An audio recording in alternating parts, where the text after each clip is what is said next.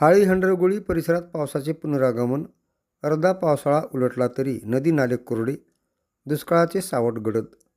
उदगीर तालुक्यातील हळी हंडरगोळी परिसरात पावसाने पुन्हा हजेरी लावली असली तरी अर्धा पावसाळा संपत आला असूनही समाधानकारक पाऊस न झाल्याने नदी नाले आणि ओढे अद्यापही कोरडेच आहेत.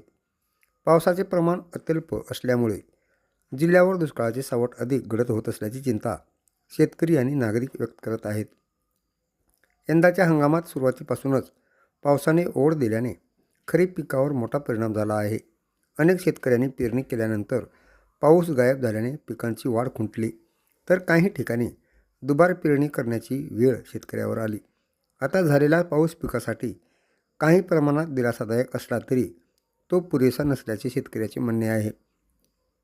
लातूर जिल्ह्यातील लहान मोठे नाले ओढे तसेच जलस्रोत अद्याप भरलेले नसल्याने पाणी टंचाईचे संकट कायम आहे.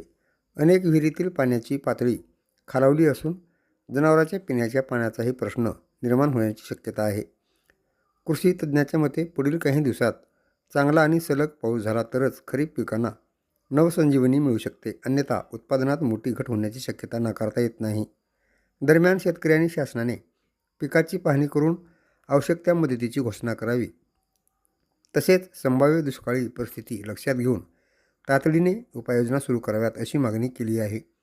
लातूर जिल्ह्यातील नागरिकांचे लक्ष आता येत्या काही दिवसातील पावसाकडे लागले असून वरुण राजा दमदार बरसावा अशीच सर्वांची प्रार्थना आहे.